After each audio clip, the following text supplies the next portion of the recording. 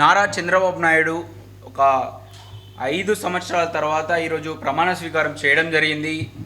అందులో భాగంగా కొంతమంది 24 మంది మంత్రులకు అందులో చోటు కలిగించడం జరిగింది. అందులో భాగంగా ఇక స్ట్రాటజీ పరంగా కావచ్చు, లేకపోతే చంద్రబాబు చాణక్యంగా కావచ్చు, ఆ మంత్రివర్గము ఇవ్వడానికి ప్రధానంగా వాళ్ళకు అవకాశం కలిగించడానికి ప్రధానంగా చాలా కారణాలు ఉన్నాయి. ఇక్కడ ఇన్ని ఏళ్ళ ఒక 40 ఏళ్ళ చరిత్రలో చంద్రబాబు చాణక్యం అని చెప్పొచ్చు. ఎవరికి ఎలాంటి పదవులు ఇవ్వాలి, ఎవరికి ఎలా చోటు ఇవ్వాలని చెప్పేసి చాలా అటు మిత్రపక్షంగా ఉన్నటువంటి జనసేనకు ప్లస్ బీజేపీకి కూడా మంత్రివర్గంలో చోటు కలిగించడం జరిగింది. ప్రధానంగా చెప్పుకుంటే ఇటు బీజేపీకి ఒక మంత్రి స్థానం ఇస్తే అటు జనసేనకు ఇద్దరికి మంత్రి స్థానంలో వాళ్ళకు చోటు కలిగించడం జరిగింది. ఇక్కడ కాబట్టి టీడీపీ విషయానికి వచ్చినట్టయితే చాలామంది సీనియర్స్ ఉన్నారు. చాలామంది ఉన్నప్పటికీ కూడా కొత్త వాళ్ళకు అవకాశం ఇచ్చిండు చంద్రబాబు అని చెప్పొచ్చు. సీనియర్స్ కూడా కొంచెం పక్కన పెట్టి ఇచ్చి వాళ్ళకు కొత్త వాళ్ళకు అవకాశం ఇవ్వడం జరిగింది. ఒక పార్టీని నమ్మి కష్టకాలంలో పార్టీకి నిలబడ్డ వాళ్లకు అండగా వాళ్ళకు ఎవరైతే ఉన్నారు అని అనిపించారో వాళ్లకు ప్రాధాన్యత ఇచ్చి మంత్రివర్గంలో చోటు ఇచ్చిందే ప్రధానంగా మనకు అనిపిస్తూ ఉంది. ఈ విషయంలో చూసుకున్నట్టయితే ఒకసారి మనము ఎనాలిసిస్ చేద్దాం. ఈ ఎనాలిసిస్ పరంగా వచ్చినట్టయితే విధేయతతో ఆ పార్టీకి కష్టకాలంలో అసలు అటు ఆంధ్రాలో టీడీపీ కనుమరుగవుతుంది, టీడీపీ పని అయిపోయిందనే స్థానంలో చాలామందిని అటు వైఎస్ఆర్సీపీ ప్రభుత్వం చాలామంది ఇబ్బందులు పెట్టడం జరిగింది. చాలా రకాలుగా అందరినీ వాళ్ళకు పర్సనల్గా టార్గెట్ చేసి మరీ ఇబ్బందులు పెట్టడం జరిగింది. అలాంటి వాళ్ళు పార్టీ కష్టకాలంలో ఉన్నప్పుడు పార్టీ విధేయత కోసం, పార్టీ కోసం చంద్రబాబు నమ్మి ఈ పార్టీలో ఉన్నటువంటి వాళ్ళకు ప్రధానంగా ఫస్ట్ ఛాన్స్ ఇచ్చినట్టు తెలుస్తోంది. అందులో విధానంలో చూసుకున్నట్టే విధేయతతో పార్టీకి విధేయతతో పనిచేసి పార్టీ కోసం ఆపదలో ఆదుకున్నటువంటి వారికి ఇక్కడ చూసుకున్నట్టే 5 ఈ ప్రాతిపదికన ఈ విధేయతతో అని చెప్పేసి ఒక ప్రాతిపదికన తీసుకుంటే అందులో ఒక 5కి చోటు కలిగించినట్టు చంద్రబాబు తెలుస్తూ ఉంది. అది చూస్తానంటే ఇక్కడ అనితకు సంబంధించి వచ్చినట్టయితే పార్టీకి ముందు నుంచి లాయల్గా ఉన్నటువంటి వ్యక్తి, అక్కడ పార్టీకి తన క్యాడర్ని నిలుపుకుంటూ క్యాడర్తో సమన్వయం చేసుకుంటూ పార్టీ బలోపేతం కోసం తన సంబంధించినటువంటి పూర్తి గళాన్ని వినిపించినటువంటి వ్యక్తిలో అనిత ఒకరు. ఆమె కూడా ఈ విధేయత అనే ఒక ప్రాస్పెక్టివ్ తీసుకుంటే అందులో ఆమెకు అవకాశం కలిగించినట్టు తెలుస్తూ ఉంది. ఇక్కడ ఫారూక్ సంబంధించి మైనార్టీ కోటాల కింద ఫారూక్ ఇవ్వడం జరిగింది. ఇక్కడ మొత్తం మంత్రివర్గంలో 24 మంది మంత్రులు ఉంటే అందులో ఫారూక్ ఒక్కలే మైనార్టీకి సంబంధించినటువంటి వ్యక్తి. అతన్ని కూడా అక్కడ చూసుకున్నట్టయితే విధేయతతో కూడి పార్టీ కోసం నిలిచినటువంటి వ్యక్తుల్లో ఇక్కడ ఫారూక్ కూడా ఒకరు. అందుకు కూడా ఆయనకు ఆ మంత్రివర్గంలో తీసుకోవడం జరిగింది. ఇక్కడ పయ్యవుల కేశవ్ కూడా చాలా రోజుల నుంచి టీడీపీ వెంట నిలిచి చంద్రబాబు వెంట నిలిచిన వ్యక్తులలో పయ్యవుల కేశవ్ ఒకరు. అతన్ని కూడా ఈ కేటగిరీ కిందనే అంటే చంద్రబాబు అవకాశం ఇచ్చినట్టు తెలుస్తుంది. అనగాని సత్యప్రసాద్ కూడా ఈ కోవాల కిందకే వచ్చి ఆ యొక్క పార్టీ విధేయతతో పనిచేసిన వ్యక్తులు అనగాని సత్యప్రసాద్ కూడా ఆయన కూడా ఈ కోట కిందనే అవకాశం కలిగించినట్టు తెలుస్తుంది. గుమ్మడి సంధ్యారాణి కూడా పార్టీకి ఎంత క్లిష్ట సమయంలో ఉన్నప్పుడు అక్కడ పార్టీని నిలిపి పార్టీ కోసం పనిచేసినటువంటి వ్యక్తులలో సంధ్యారాణి కూడా ఒకరు. ఆమె విధేయతతో పార్టీకి ఉండడం వల్ల ఆమెకు మంత్రివర్గంలో చోటు ఇచ్చినట్టు తెలుస్తుంది. ఇంకా చూసుకున్నట్టయితే ప్రధానంగా ఇంకొక ప్రాస్పెక్టివ్ వచ్చేసి ఎవరైతే ఎన్ని కేసులు పెట్టినా చాలా కేసులు పెట్టడం జరిగింది. అప్పుడు వైఎస్ఆర్సీ ప్రభుత్వం చాలామందికి కేసుల్లో వాళ్ళు అక్కడ ఇరుక్కోవడం జరిగింది. అందులో ప్రధానంగా చూసుకున్నట్టంటే అచ్చెన్నాయుడుకి సంబంధించి చాలా కేసులు పెట్టడం జరిగింది వైఎస్ఆర్సీపీ.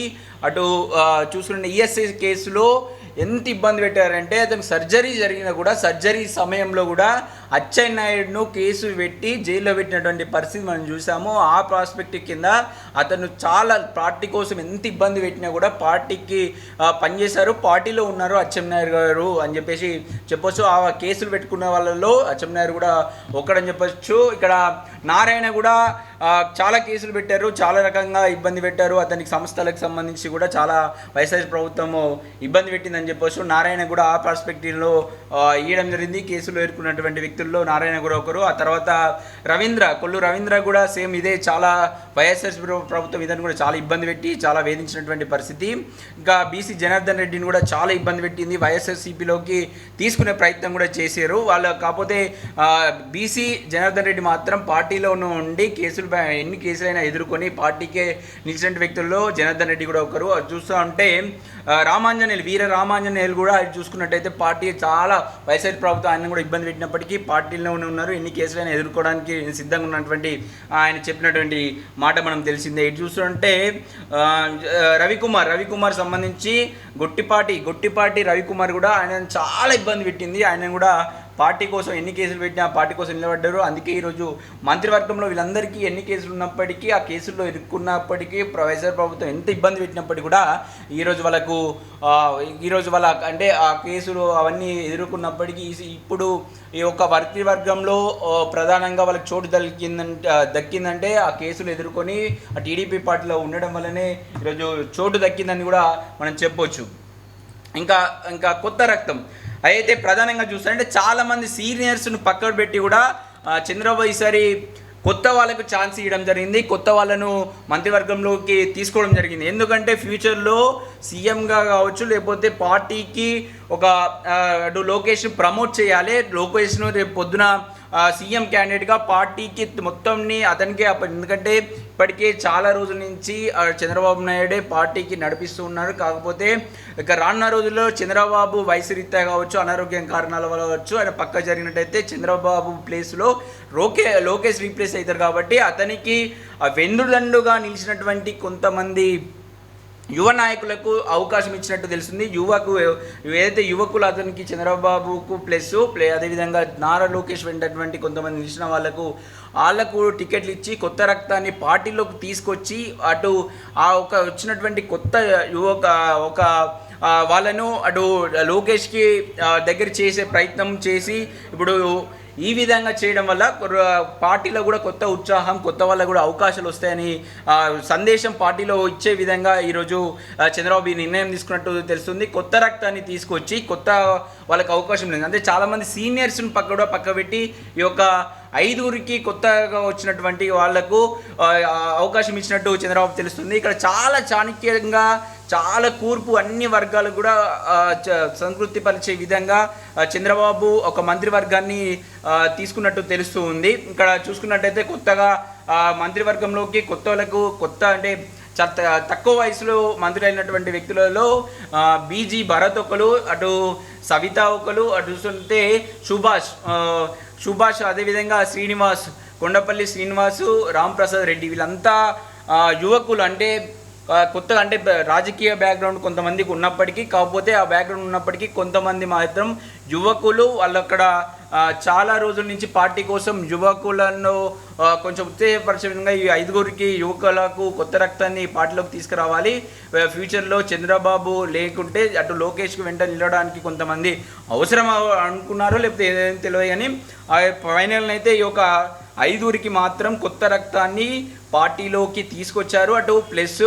అటు వాళ్ళకి మంత్రివర్గం ఇచ్చి వాళ్ళకి ప్రోత్సాహాన్ని ఇచ్చే విధంగా ఇటు చంద్రబాబు ప్రయత్నం చేసినట్టు తెలుస్తూ ఉంది.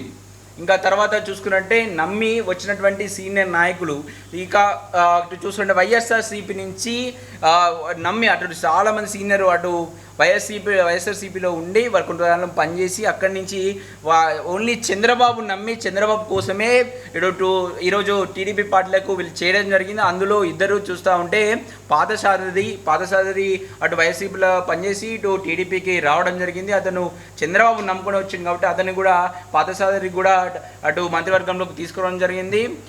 ఆనం రామనారాయణ రెడ్డిని కూడా సేమ్ అక్కడ పనిచేసి ఇప్పుడు టీడీపీలోకి రావడం జరిగింది. చంద్రబాబు నమ్ముకొని రావడం జరిగింది కాబట్టి ఆయన కూడా అవకాశం ఇచ్చి మంత్రివర్గంలోకి తీసుకురావడం జరిగింది. ఇంకా చూసుకున్నట్టయితే సమీకరణాలకు విషయానికి వచ్చినట్టయితే కుల సమీకరణాలు కూడా చాలా చాణక్యంతో ఇప్పటికే కమ్మ పార్టీ అని చెప్పేసి ఒక ముద్ర ఉన్నది కాబట్టి టీడీపీలో దాన్ని చెరపడానికి కూడా ఎక్కువ ప్రాధాన్యత కమ్మవారికి ఇవ్వకుండా జస్ట్ ఒక నలుగురికే మంత్రివర్గంలో చోటు ఇవ్వడం జరిగింది. నలుగురు వ్యక్తులకే కమ్మ వాళ్ళను అక్కడ మంత్రులుగా తీసుకోవడం జరిగింది.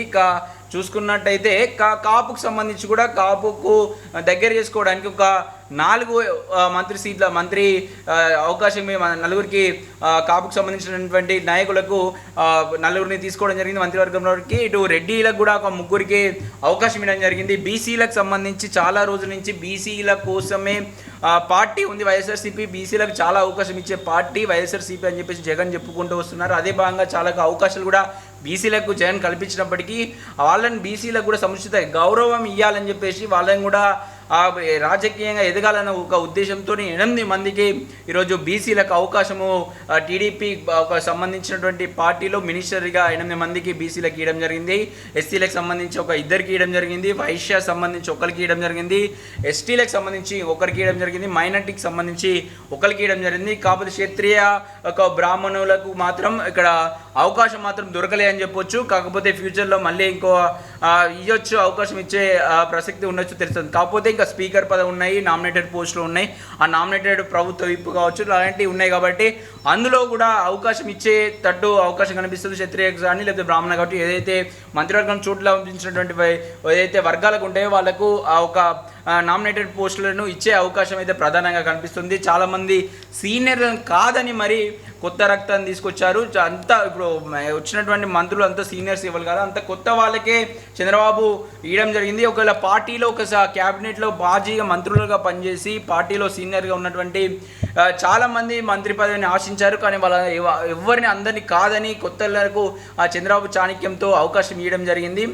దీనికి చాలా మనము డిస్కషన్ చేసుకున్నాం. ఇప్పుడు ఒకవేళ ఆశించినటువంటి వ్యక్తులలో చాలామంది ఉన్నారు.